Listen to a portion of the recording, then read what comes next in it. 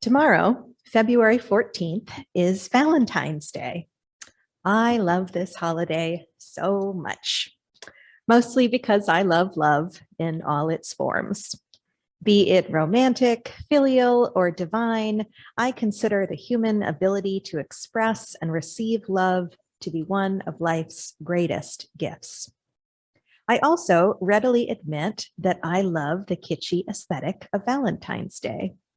Red paper hearts, heart-shaped boxes of chocolates, fluffy teddy bears, and sweet love notes. I love it all, and I love that the day falls in the month of February, when we're all a little desperate for some passion and fire.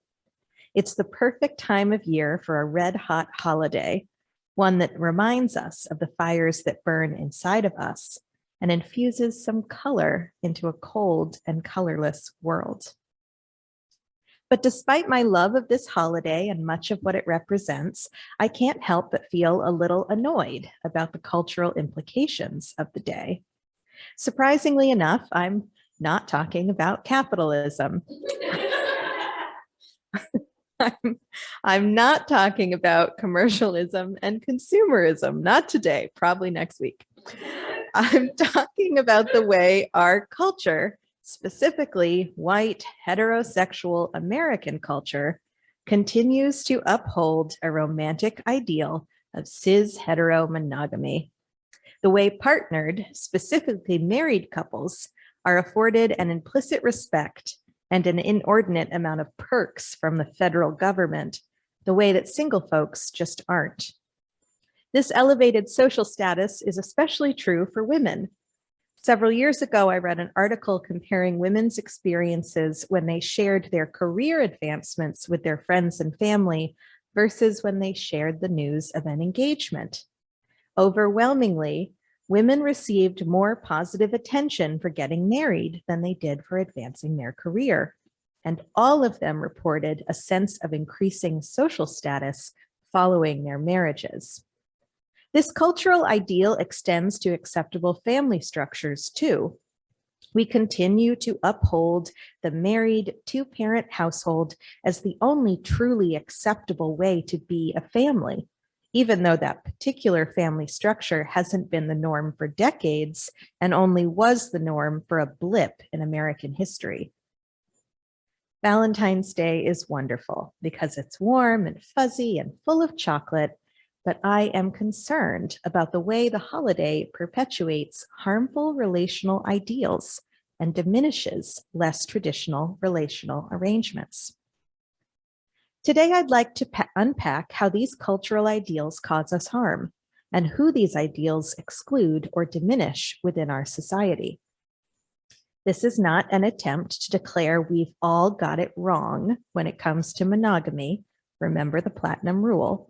Rather, a reminder that what works for some of us might not work for all of us, and an opportunity to examine our own personal biases when it comes to encountering folks who have chosen a different lifestyle that many of us may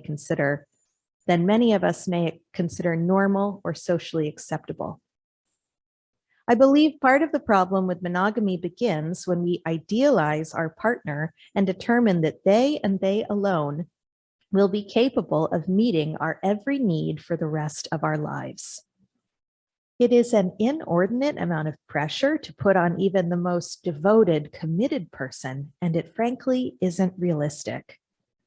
When we believe our partner is responsible for meeting all of our needs, be they physical, emotional, spiritual, intellectual, and material, and that we in return are responsible for theirs, we set ourselves up for disappointment. Further, we have put considerable emphasis on fidelity as foundational in maintaining long-term relationships, and it has engendered culturally acceptable gray area behavior like possessiveness, jealousy, and isolation. Infidelity remains, year after year, the single most likely reason for breakups and divorces. Infidelity destroys relationships primarily because it destroys the trust, real or imagined, that we have put in our partners. If you are interested in learning more about this, I strongly recommend Esther Perel's podcast, Where Should We Begin? Perel is a couples therapist, and each podcast episode features a different couple exploring their relationship challenges, many of which center around the harm resulting from infidelity. Infidelity betrays not only our cultural ideals of romantic love, but it can also fully destabilize our own sense of self-worth. Perel takes a pragmatic approach to monogamy, recognizing it may be culturally compulsive, but not necessarily suitable for everybody. But nevertheless, Perel validates how devastating infidelity can be to a person's sense of self-worth and their trust in their partner. I've listened to hours of her podcast and often find myself returning to my original thought. Maybe lifelong monogamy isn't the healthiest relationship model for everybody. Please hear me loud and clear when I say that I am not proclaiming that all of us abandon monogamous relationships to try out polyamory because monogamy is unrealistic. Do not misunderstand me. What I am saying is that many people in ethically non-monogamous relationships, ethically non-monogamous meaning partners are free to pursue romantic or sexual relationships in addition to with the consent of their partner, have spent years unpacking how and why monogamy can become toxic, and have worked to create romantic arrangements free from the pitfalls monogamy can engender, specifically jealousy, possessiveness, and unrealistic expectations and pressure. Primarily, non-monogamous or polyamorous couples emphasize the necessity of openness and transparency in their relationships, resisting the secrecy and fear that can crop up in exclusive partnerships when we insist on the fairly unreasonable lifelong expectation of exclusivity or else. I think monogamy can do us a disservice when it comes to our basic need for intimacy. I'm defining intimacy here far beyond sex. I'm talking about physical touch, like holding hands, hugging and cuddling, and emotional intimacy, like comforting someone who is grieving, or the remarkable feeling of being deeply understood by another person. I myself am a product of the unbelievably harmful and abusive indoctrination of the purity culture of the 90s and early 2000s. I fortunately escaped the worst of it, but I cannot deny that the sexual education I received from my parents was steeped in shame and fear, and that other models of healthy sexual behavior were deeply warped by the era of abstinence-only sex education in which I was raised. I'll never forget a sex ed class I attended with my Methodist youth group that began when the teacher passed around a cup and asked us all to spit in it. Yeah. When we had all filled our cup with spit, the teacher then held it up and asked if any of us would like to drink it. Of course, we all declined. And then she went on to make the analogy that this cup of communal spit was exactly like a woman who had chosen to have multiple sexual partners before marriage. Dirty, disgusting, and not desirable to anybody. Note, she said woman, not person or man. Yeah, it really screwed me up. There's a lot of response coming from the congregation here this morning. This intense fear that any kind of sexual intimacy made me dirty and bad spread out into all other areas of my intimate life, short-circuiting my brain in a way that I equated all touch with sex, which led to some deeply unrealistic expectations of my future partners and meant I missed out on the pleasure of physical affection with my friends. In an article entitled, "Why Don't We Kiss Our Friends More?" for the website Them, Garrett Schlichty unpacks the way society has sexualized all touch, resulting in the cultural indoctrination that all touch Whether it be a hug, a kiss in greeting, or a cuddle on the couch must mean the person is expressing sexual feelings. We have relegated physical touch to the exclusive romantic relationship, a privilege many of us don't even have access to. This stubborn link between physical affection and sex ultimately harms and isolates all of us, especially those of us who are unpartnered and cannot access non-sexual intimacy. Pandemic life has only exacerbated this problem. Amongst many of my queer friends, consensual physical touch is a beautiful and essential part of our relationships. Physical touch is a necessity for human beings.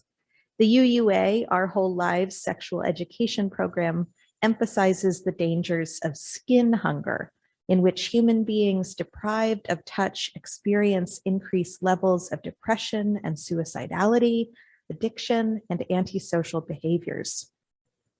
We know this to be scientifically true, and yet for many of us, holding our friend's hand as we walk down the street or cuddling up on the couch during a movie night would feel inappropriate. It doesn't surprise me that queer folks are the ones pioneering consensual, physically intimate friendships, especially because queer folks are often shamed for our natural desires in the first place.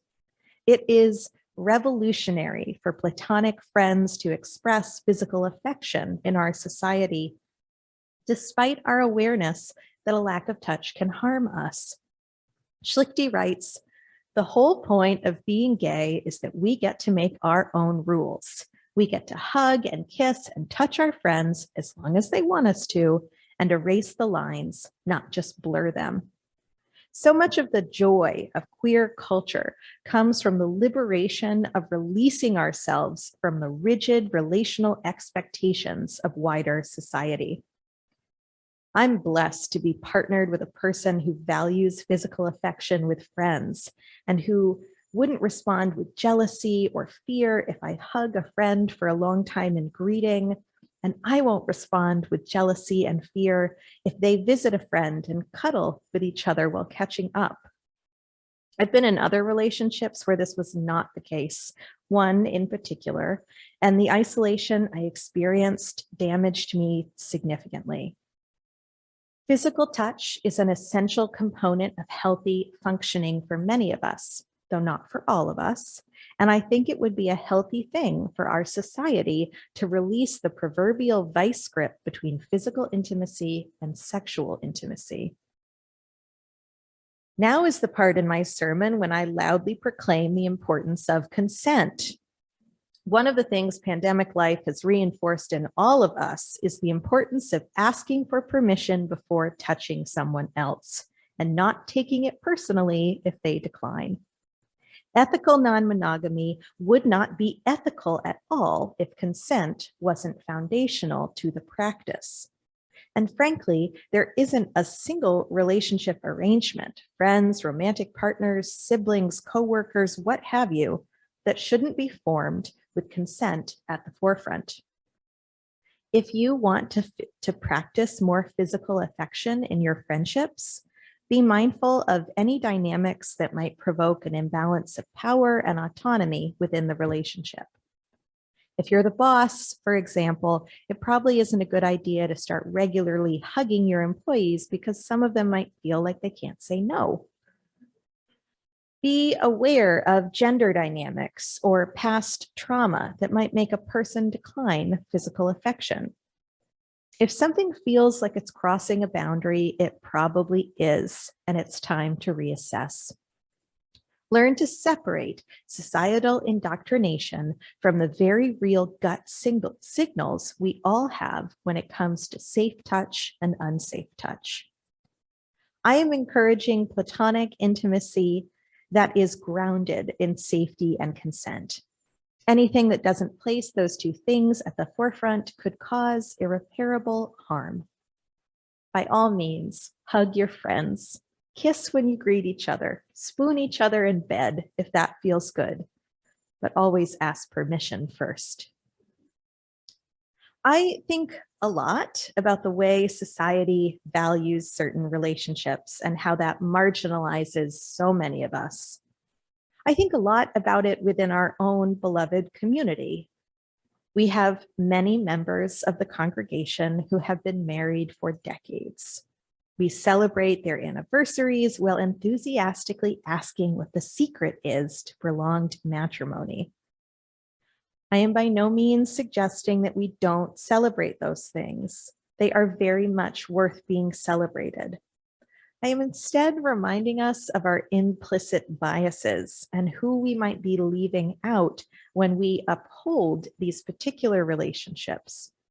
Who might we be marginalizing in our own well-meaning celebrations of marriage and traditional family structures? Many of you know that I myself am divorced. For me, my divorce was deeply liberating, and not only because it allowed me to finally begin living publicly as a queer lesbian. Imagine if we threw divorce parties in the same way we threw anniversary parties. Imagine if the end of relationships, whether through divorce or death, didn't still in 2022 often relegate people to isolation on the outskirts of polite society.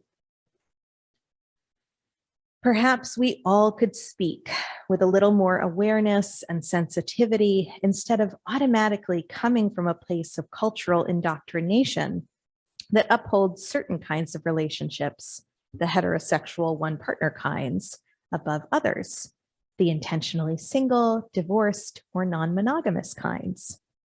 Perhaps we could actively work to recognize all sorts of non-traditional partner and family arrangements, as long as they are grounded in safety and consent, as valid and good. Perhaps we could even expand beyond the two-partner system to acknowledge the ways the nuclear family might not actually be the healthiest or best arrangement there is for everybody. I plan to preach on how the nuclear family came to be endorsed as the only acceptable family structure in a few months, but I thought we would start with the romantic relationship. We are Unitarian Universalists. We pride ourselves on our open minds and our open hearts. But that doesn't mean that we don't get mired down in what society has taught us is singularly right, good, and acceptable. On this Valentine's Day, I encourage you to celebrate love in all forms, because ultimately, our love for one another is the only thing that can heal this brokenhearted world. May it be so because we make it so. Amen and blessed be.